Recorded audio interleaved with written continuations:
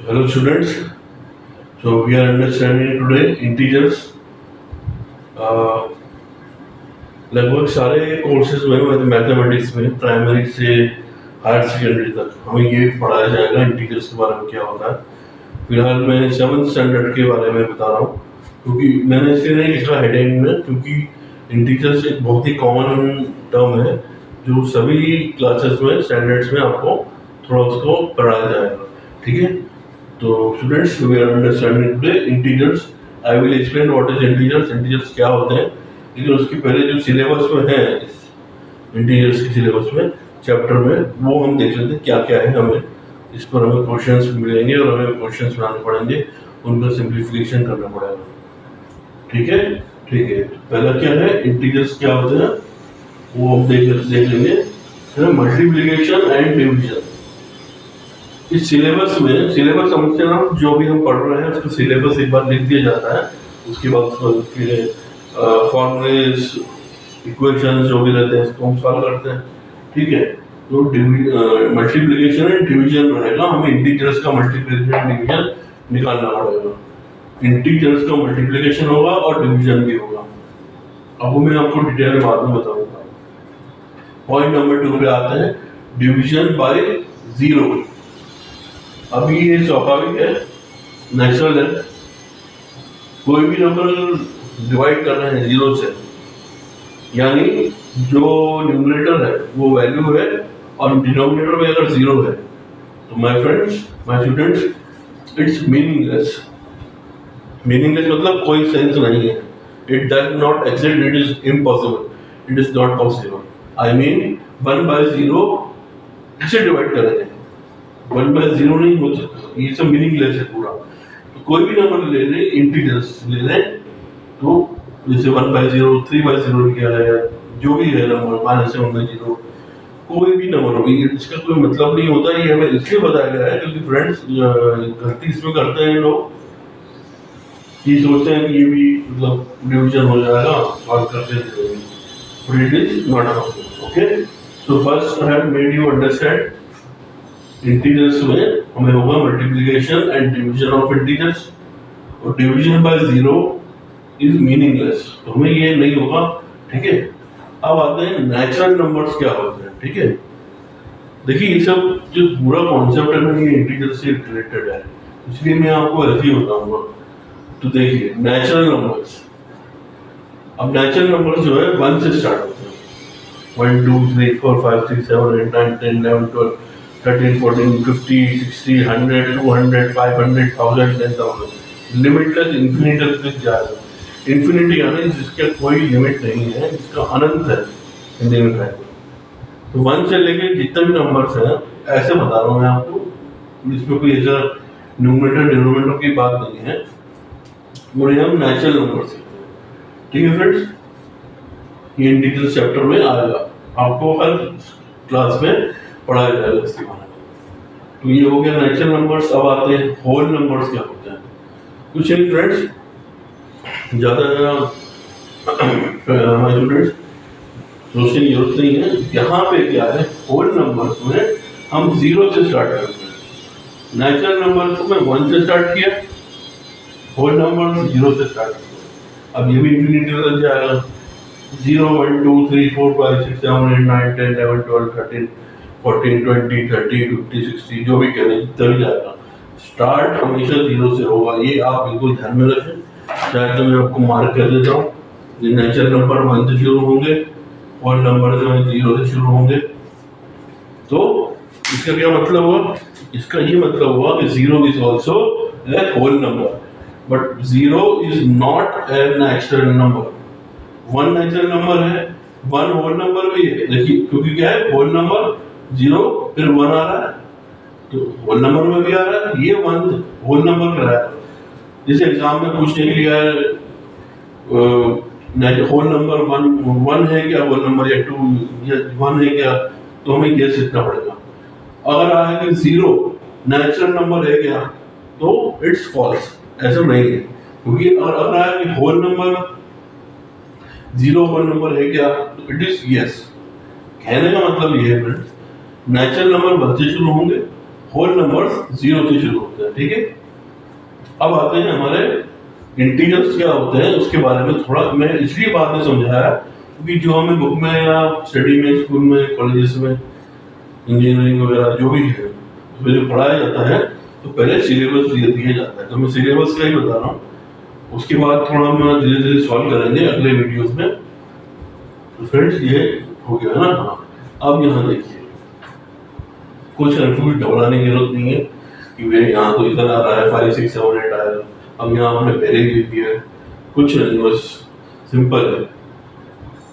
जो भी ये जो साइन है डैश, इसको नेगेटिव बोलते हैं, -5 यानी -5 ये वैल्यू है। तो अगर ये यहाँ देखिए डैश डैश दिया हुआ तो क्या मतलब हुआ, इससे सिंपल यही मतलब है अगर इसके पहले अगर कोई वैल्यू आ रही हो वो क्या होती, थोड़ा आप लगाइए दिमाग, वो होती -6। उन्होंने नहीं लिखा है क्योंकि वो कहीं पे भी नहीं दिया है, ऐसे डिटेल में समझाना पड़ता है।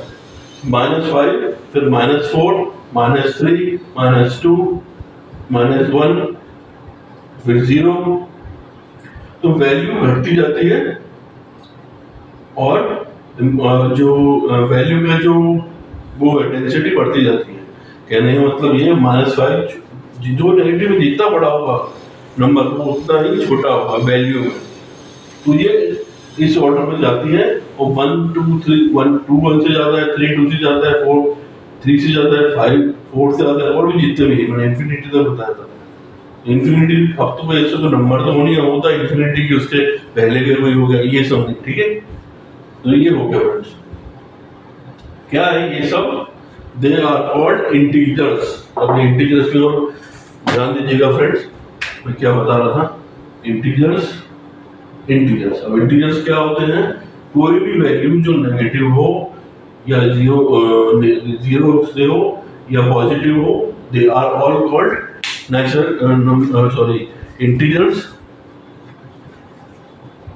ठीक है। ये क्लियर हो गया, ये बहुत जरूरी है क्लियर करना क्योंकि चैप्टर का नाम है इंटीजर्स है, तो हम इंटीजर्स के बारे में नहीं जानेंगे तो बाकी समझ में कैसे आता है। मैंने इसको इसलिए रखा है डाउन साइड में क्योंकि ये सिलेबस है, यहाँ तक पूरा सिलेबस है, उसके बाद हम समझेंगे। तो ये कॉमन सेंस लगाने की बात है स्टूडेंट्स कि हमें कहाँ क्या समझना है, ठीक है। तो ये हो गया -1 -5 -4 -3 -2 फिर ये 0 ये सब मिलाकर आर कॉल्ड इंटीजर्स, ठीक है। अब नेगेटिव इंटीजर्स होते हैं, पॉजिटिव इंटीजर्स होते हैं। अभी मैंने बताया था माइनस मतलब नेगेटिव, प्लस मतलब पॉजिटिव। अच्छा प्लस में क्या है, इसे लगाते नहीं है। अब देखिए यहाँ कहीं मैंने लगाया क्या प्लस का साइन, प्लस का साइन जो है ये देख लीजिए आप, यहाँ मैंने कहीं लगाया क्या प्लस का साइन, जैसे यहाँ पे प्लस लगा दिया, यहाँ प्लस लगा दिया, ऐसा नहीं होता ना, ये ऑलरेडी अंडरस्टूड है बाय डिफॉल्ट। अगर माइनस वैल्यू नहीं है तो अंडरस्टूड है कि ये जो है पॉजिटिव नंबर होंगे, ठीक है। आगे समझ में ना, ये पॉजिटिव है और जहां ये साइन आ गया नेगेटिव है, ठीक है। तो ये है नेगेटिव माइनस साइन, पॉजिटिव, ये पॉजिटिव ही है, अंडरस्टूड है, ठीक है। ये सब सिलेबस में दिया हुआ है, हम डायरेक्ट क्वेश्चन सॉल्व नहीं कर रहे हैं स्टूडेंट्स, हम पहले समझ रहे हैं सिलेबस क्या है। सिलेबस समझ में आ जाएगा, थोड़ा लॉजिक क्लियर होगा, फिर क्वेश्चन सॉल्व करेंगे, वो क्लियर होगा, उसके बाद अब आगे अच्छे से लिख सकते हैं एग्जाम में, टेस्ट वगैरह में, प्रैक्टिस सेशंस में। अच्छा लास्ट है सिलेबस में बताया गया है, ये जो भी है ना मल्टीप्लिकेशन डिवीजन, इससे बहुत क्वेश्चंस बनेंगे। फिर डिवीजन बाय जीरो तो मीनिंगलेस है, ये तो यही समझ में आ गया ना। फिर नेचुरल नंबर बता दिया है, होल नंबर बता दिया है, और ये बता दिया है पूरा इंटीजर्स क्या होता है यहाँ तक। तो उसके बाद उसके इक्वेशन सॉल्व करेंगे। तो मान लीजिए जैसे मल्टीप्लिकेशन है, तो मल्टीप्लिकेशन में नंबर जो है होल नंबर या नेचुरल नंबर उनका मल्टीप्लिकेशन होगा, डिवीजन भी होगा। अब डिवीजन बाय जीरो की बात नहीं कर रहा मैं, दूसरे डिवीजन जैसे आपको ठीक बाद में आप करते हैं, सिलेबस समझ लेते हैं। तो नेगेटिव में -साइन आएगा, पॉजिटिव में प्लस आएगा, और last but not the least zero is neither positive और नेगेटिव।